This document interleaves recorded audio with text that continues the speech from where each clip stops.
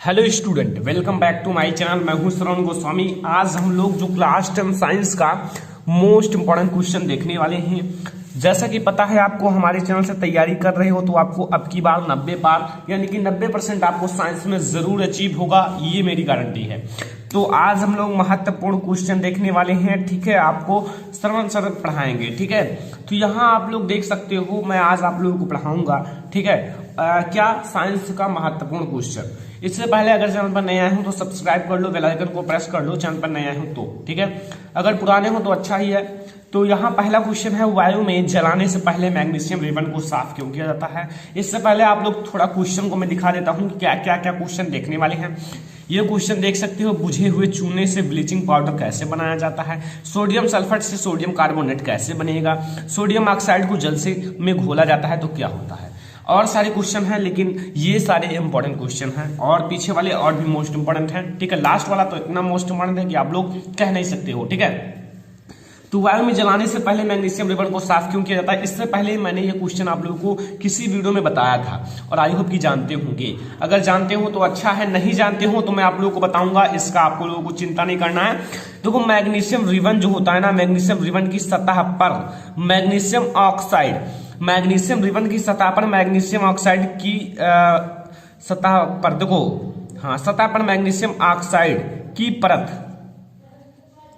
परत यहां कर लेना, ठीक है। यहां परत को साफ करने के लिए दहन से पहले इसे रेगमाल से रगड़ कर साफ किया जाता है। तो इसे साफ कर लिया जाता है, ठीक है, क्योंकि जो मैग्नीशियम रिबन होता है वो वायु से अभिक्रिया कर लेता है तो मैग्नीशियम ऑक्साइड बना लेता है। तो इसी को साफ करने के लिए हम लोग उसे रेगमाल से रगड़ कर साफ कर लेते हैं। अगर उसे हम लोग साफ कर लेंगे ना तो बहुत ही अच्छे से जलना स्टार्ट हो जाएगा, ठीक है। इसलिए उसकी परत को हटाने के लिए हम लोग इसे साफ करते हैं।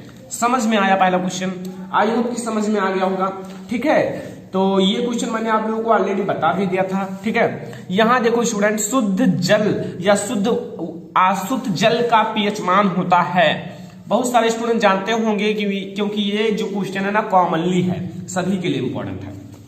जानते हो तो कमेंट कर दो, ठीक है। सभी लोग आई होप कि कमेंट कर दिए होंगे। चलो मैं आप लोगों को बताता हूं इसका जो पीएच मान होता है। देखो, जल का क्या स्वाद होता है, खट्टा होता है या कड़वा होता है। खट्टा होता है या कड़वा, कुछ नहीं होता ना। तो अगर 7 से कम होंगे तो खट्टे होंगे और 7 से ऊपर होंगे तो कड़वे होंगे, क्षार होंगे। लेकिन ये तो कुछ नहीं होता, तो 7 ही रख दो। इसका उत्तर हो जाएगा स्टूडेंट 7। इसका जो पीएच मान होता है वो 7 होता है, ये इसका उत्तर हो गया, ठीक है। याद कर लोगे, सभी लोग याद कर लो इसको, क्योंकि ये सब क्वेश्चन आपके बोर्ड एग्जाम में हिट करेंगे, हर एक क्वेश्चन, ठीक है। चलो, कैसे प्राप्त करें बुझे हुए चूने से ब्लीचिंग पाउडर। कैसे प्राप्त करें बुझे हुए चूने से ब्लीचिंग पाउडर। यहां आपको बुझे हुए चूने की किससे अभिक्रिया कराया जाए कि ब्लीचिंग पाउडर मिल जाए। अब यहां जरूरी है कि बुझे हुए चूने का फार्मूला क्या होता है, ब्लीचिंग पाउडर का फार्मूला क्या होता है। अगर अभी तक आप लोगों ने नहीं पढ़ा होगा तो नहीं याद होगा, लेकिन बहुत सारे स्टूडेंट को याद भी होगा। देखो, कैसे प्राप्त करें बुझे हुए चूने से ये क्या, ब्लीचिंग पाउडर। तो यहां आप लोग पहले समझ लो, बुझे हुए चूने का फार्मूला क्या होता है, CaOH का होल ट्वाइस। ये होता है बुझे हुए चूने की फार्मूला। लेकिन यहां मैं आप लोगों को पहले बता देता हूं, ये जो है ना पाउडर जो है ब्लीचिंग पाउडर, इसका फार्मूला होता है CaOCl2, कैल्शियम हाइपोक्लोराइड, ठीक है। लेकिन अब इससे हम क्या करें कि ये बनाए, इसको मतलब किससे अभिक्रिया कराई जाए कि ये बनाए। तो इसमें देखो Cl2 की उपस्थिति दिख रही है, इसमें नहीं दिख रही है, ठीक है। यानी कि Cl2 से अभिक्रिया करा दी जाए, ठीक है। तो यहां Cl2 से अगर आप अभिक्रिया कराओगे तो क्या मिलेगा, कुछ नहीं, आपको मिलेगा क्या, वो मिलेगा CaOCl2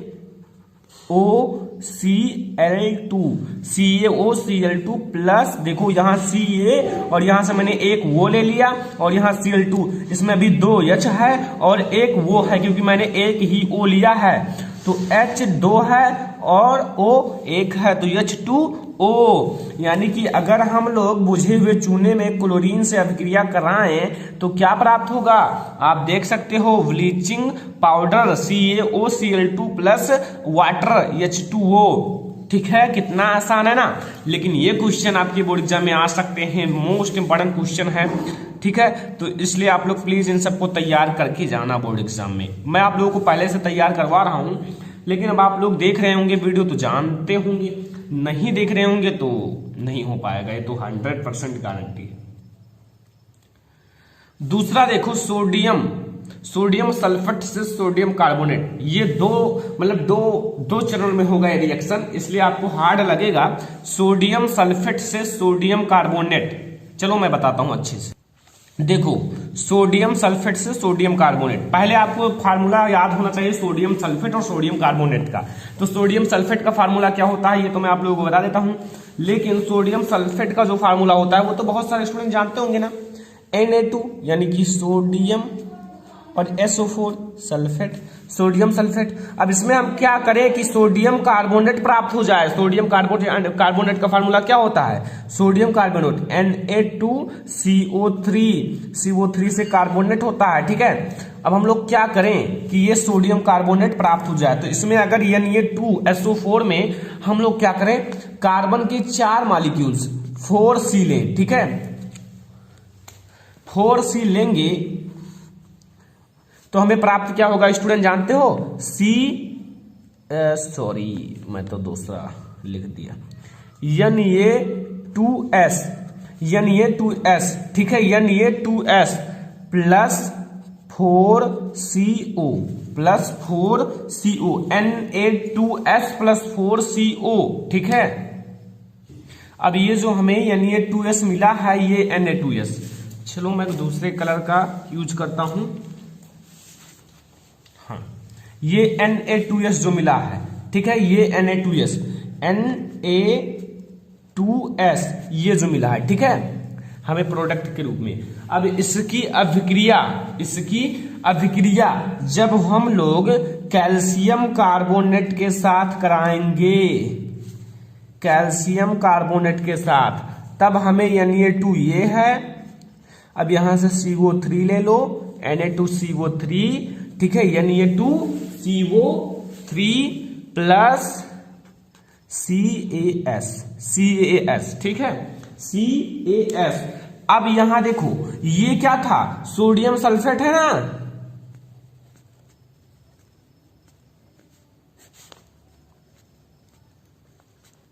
सोडियम सल्फेट से मैंने क्या बनाया, सोडियम सल्फेट से मैंने क्या बनाया, सोडियम कार्बोनेट।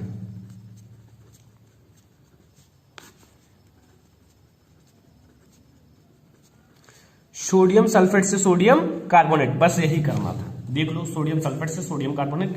ठीक है, अगला 4 नंबर क्वेश्चन, क्या होता है जब सोडियम ऑक्साइड को जल में घोला जाता है। स्टूडेंट, जो सोडियम ऑक्साइड है उसे अगर हम लोग जल में घोले, सोडियम ऑक्साइड का फार्मूला क्या होता है, Na2, ठीक है, ये हो गया सोडियम और O से ऑक्साइड। ठीक है, सोडियम ऑक्साइड का क्या करें, इसको हम H2O यानी कि जल में घोल दें। तो सोडियम ऑक्साइड को अगर आप लोग जल में घोलोगे तो हमें क्या प्राप्त होगा, देखो यहां हमें 2 मॉलिक्यूल हैं Na के, तो 2Na प्राप्त होगा। ठीक है, और AO कितने हैं, 2, तो एक वो लगा दोगे तो ये दोनों के बराबर हो गया। H भी 2 है तो 2, N2NaOH सोडियम हाइड्रोक्साइड प्राप्त होगा। ठीक है, NaOH, ठीक है, समझ में आया। अगर हम लोग सोडियम ऑक्साइड को जल में घोला जाता है तब हमें 2NaOH प्राप्त होता है। क्या प्राप्त होता है, 2NaOH। रिएक्शन को सब लोग नोट कर लो, जो मोस्ट इंपॉर्टेंट रिएक्शन है वो मैं आप लोगों को करा देता हूं। ठीक है, चलो अगला देखते हैं। अगला क्वेश्चन आपके सामने है स्टूडेंट कि देखो, लोहे को जंग से बचाने के लिए 2 तरीका बताइए। जो लोहा होता है Fe, लोहा को जंग से बचाने के लिए 2 तरीके, नीचे लिख लेना। लोहे को जंग से बचाने के लिए निम्न 2 तरीका है। नंबर 1, लोहे की सतह पर पेंट या ग्रीस लगाकर। अगर जो कोई भी लोहा है उसकी सतह पर हम लोग पेंट लगा दें या ग्रीस लगा दें तो वो जंग लगने से बच जाता है। ठीक है, लोहे की सतह पर क्या करें, पेंट लगा दें या ग्रीस लगा दें। ठीक है, दूसरा है लोहे की वस्तु पर जस्ते का प्रत चढ़ाकर। जो लोहे की वस्तु है उस पर हम लोग जस्ते की परत चढ़ा दें तो भी वो जंग लगने से बच जाता है। ठीक है, दोनों समझ में आ गए ना। पहला लोहे की सतह पर पेंट या ग्रीस लगाकर, और दूसरा है लोहे की वस्तु पर जस्ते का पेंट या परत चढ़ाकर। ठीक है, समझ में आ गया ना। यहां अगला देखो क्वेश्चन नंबर 6 है, मैं आपको दिखाता हूं। योगात्मक अभिक्रिया। योगात्मक अभिक्रिया को उदाहरण सहित समझाइए। योगात्मक का अर्थ होता है जुड़ना। ठीक है, मैं यहां लिख देता हूं सब कुछ योगात्मक अभिक्रिया के बारे में। ठीक है, योगात्मक, इसका रिएक्शन भी देना है इसलिए आप लोगों को हार्ड लगेगा, लेकिन छोटा सा रिएक्शन है, सरल लगेगा। योगात्मक अभिक्रिया में जो पदार्थ होते हैं, क्या पदार्थ आपस में, जैसे दो पदार्थ हैं आपस में संयोग करेंगे, संयोग करके मतलब दो पदार्थ हम आपस में संयोग करेंगे, एक करके एक पदार्थ बनाते हैं।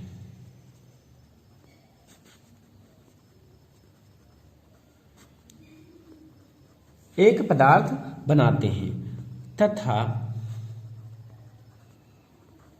कोई भी कर दो, भी अन्य पदार्थ, कोई अन्य पदार्थ नहीं बनता है।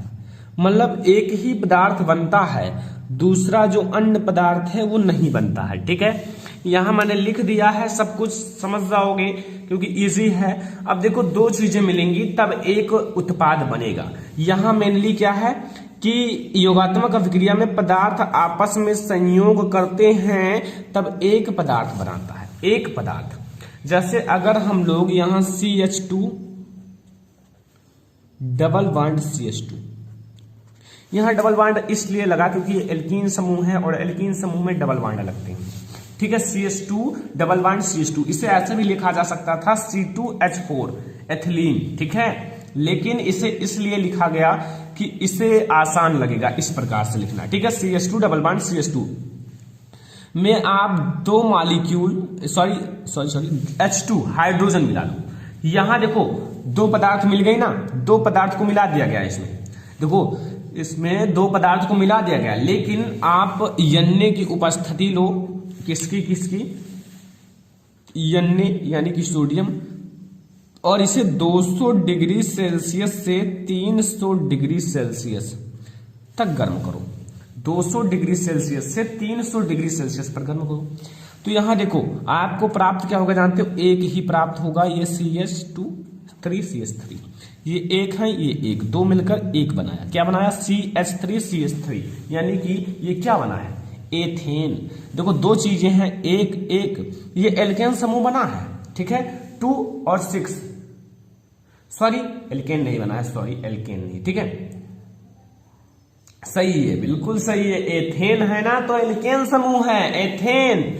इसलिए मैं देखता था ना कि यहां देखो क्यों है, क्योंकि यहां C2 है ना और H6 और CnH2n+2 CnH2n+2 एल्केन का फार्मूला होता है। इसका 2 गुना तो 2 दूनी 4 2 6, यही होता है ना एल्केन समूह, तो वही बना है। तो दो पदार्थ आपस में मिलकर एकल उत्पाद का निर्माण किया है, एक चीज निर्माण किया है, वो है एथेन। यहां क्या क्या मिली है? एथिलीन और हाइड्रोजन मिलकर किसका निर्माण किया है? केवल एक, वो भी एथेन का।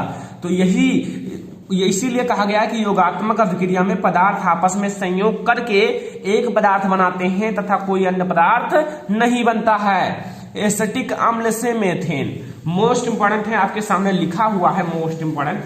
इसको आपको करना क्या है? एसिटिक अम्ल से मेथेन बनाना है।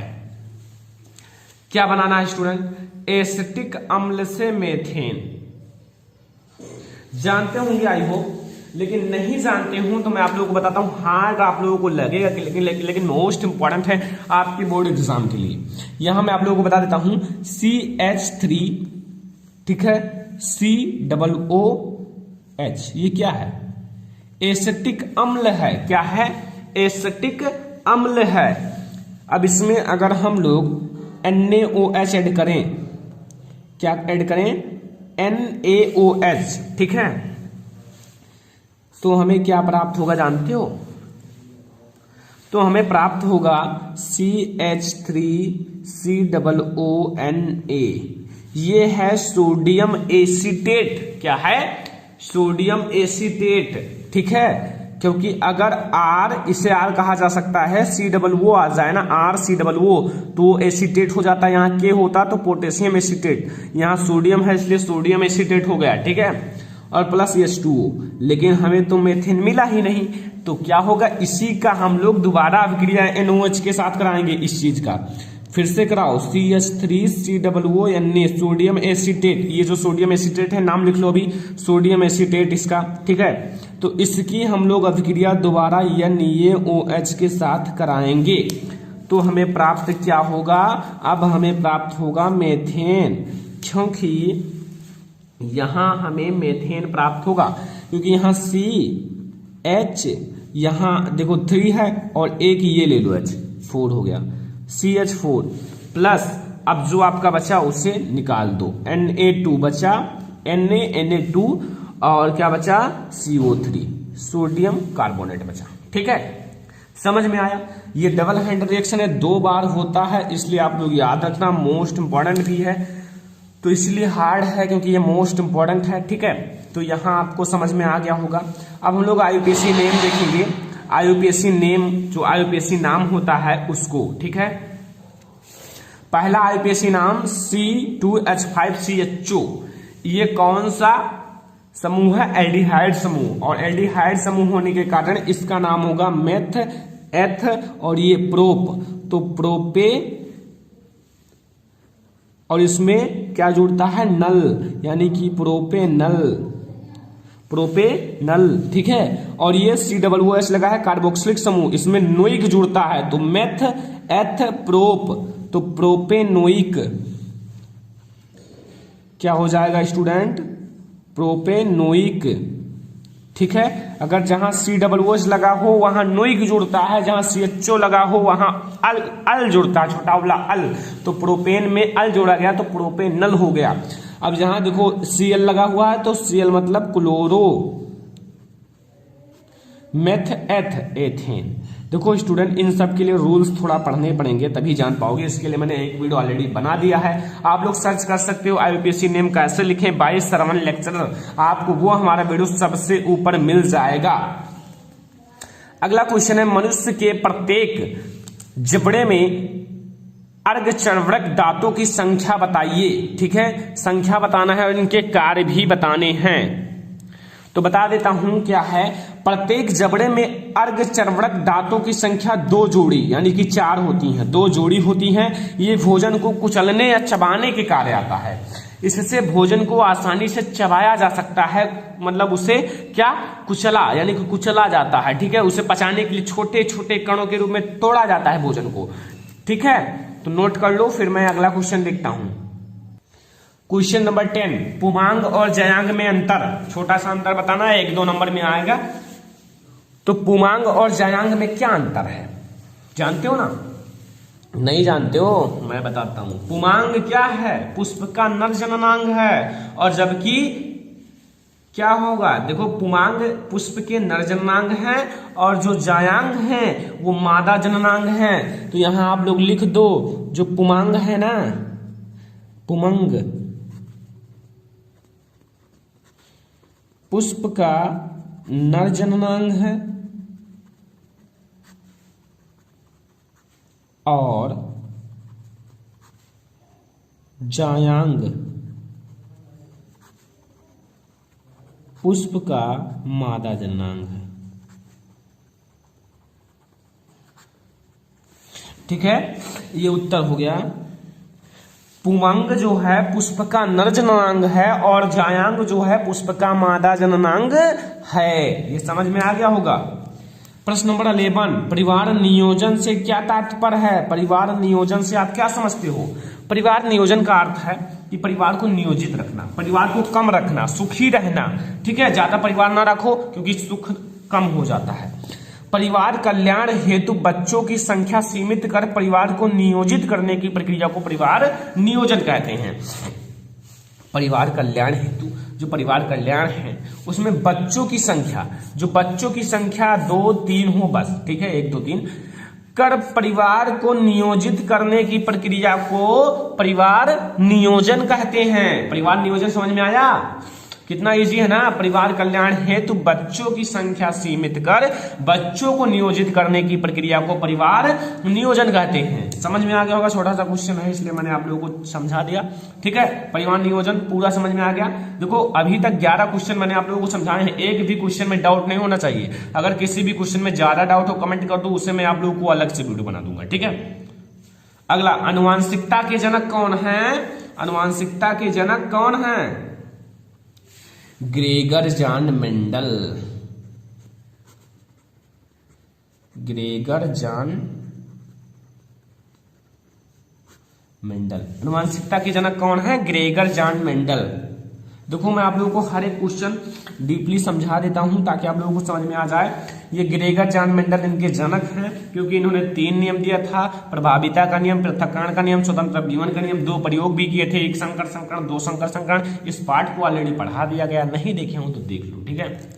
लिंग सहलंगता से संबंधित 2 बीमारियों के नाम लिखो। लिंग सहलंगता से संबंधित 2 बीमारियों के नाम लिखना है। भाई देखो इसको आप डिटेल में अगर बताऊं ना तो 12th क्लास में पढ़ोगे, लेकिन अगर आप 10th में पढ़ रहे हो ना तो बहुत अच्छा है, उसमें भी पढ़ सकते हो ज्यादा जानकारी के लिए। लेकिन आपको डिटेल में क्लास 12th में पढ़ाया जाएगा, जब आपको पढ़ाया जाएगा हाँ जो चैप्टर है ना मेंडल वाला, वंशागत एवं विविधता के सिद्धांत, तब बहुत अच्छे से पढ़ाया जाएगा, ठीक है, याद रखना। तो लिंग सहलंगता से संबंधित 2 रोग हैं, उत्तर देख लो। नंबर 1 क्या है? हीमोफीलिया।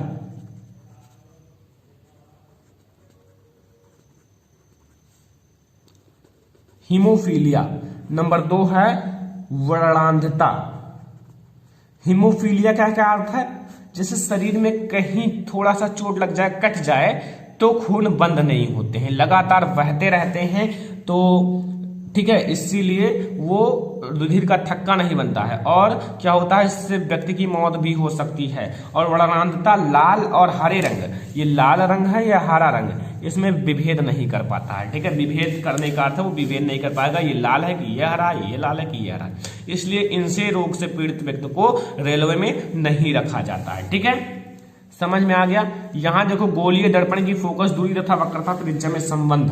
गोलीय दर्पण की फोकस दूरी तथा वक्रता त्रिज्या में संबंध क्या है? फोकस दूरी को जब से दिखाते हैं, वक्रता त्रिज्या को r से, तो यह बराबर क्या पढ़े हो? r/2 या फिर r बराबर 2f।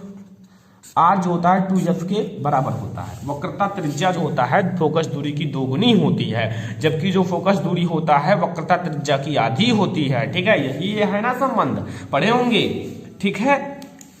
एक लास्ट क्वेश्चन है, 15 नंबर क्वेश्चन। दूर दृष्टि दोष से पीड़ित व्यक्ति को चश्मे में कौन से लेंस का प्रयोग करना चाहिए? जो दूर दृष्टि दोष से पीड़ित व्यक्ति है, चश्मे में कौन से लेंस का प्रयोग करना चाहिए? तो अगर मैं बताऊं दूर दृष्टि दोष वाले को उत्तल लेंस का प्रयोग करना चाहिए, जबकि निकट दृष्टि दोष वालों को क्या, कौन सा? हाँ, अवतल लेंस का प्रयोग करना चाहिए। और जो जरा दृष्टि दोष है उन्हें द्विफोकसी लेंस का प्रयोग करना चाहिए, जिसमें उत्तल और अवतल दोनों होते हैं। तो ये था आज का हमारा 15 मोस्ट इंपोर्टेंट क्वेश्चन।